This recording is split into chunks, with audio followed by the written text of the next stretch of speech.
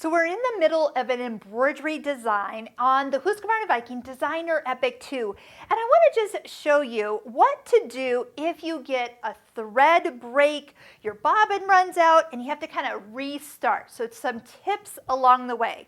So number one, when you probably get a message, you probably are a few stitches past where you ended up. So if you just rethread and start, you might have a little gap. So the key is to back up, and I'm going to show you on screen how to get back or forth within the design. And just note that no matter where you are, including if your machine gets turned off or you don't know how you got to where you are, you can always find the spot that you left off on.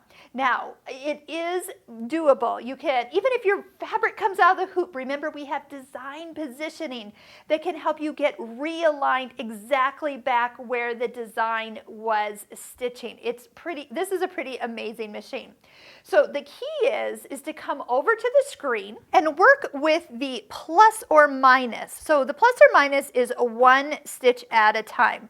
So if I minus this with my finger on it, it will start to jump quicker and quicker, and the numbers will kind of start to jump in larger quantities. Now you might not know which stitch you're on, but for any reason you do know or know where you need to get to, you can touch and hold this picture of the needle in the middle, and it will pop up with a place where you could dial in. So if I dialed in stitch 2500, it will go exactly to that stitch. Now I know I'm now a little further in my design than I want to be. I can actually see it on screen right here. I can even zoom in if I want to see exactly where my needle is in relationship to the graphic. But what I'm actually going to do is minus this until I come back over the top of what I have stitched. That's the key. And it's okay to overlap. Maybe overlap about 1/4 inch. That would be plenty. Maybe 1/8 of an inch if you really can dial it in there.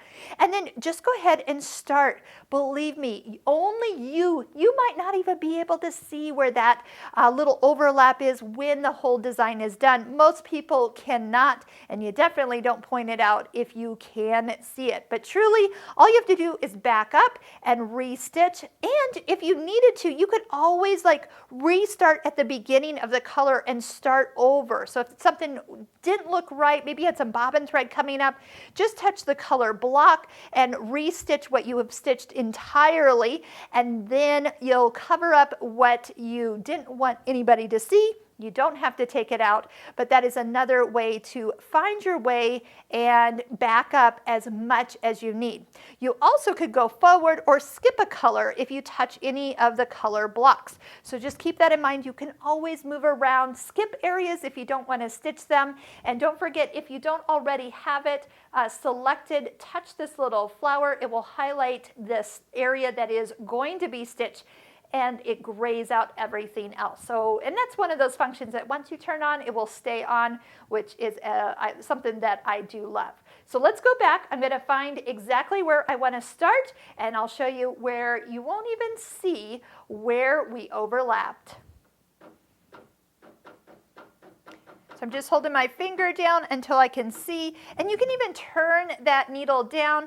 You can see that we could start right about there. Right now I'm still connected to this thread, so if I do want to cut it, or I might just pretend to see if I can stitch right over the top of it and kind of just start right there. See how little you even see, and honestly, when it's all done, that is going to blend in just fine.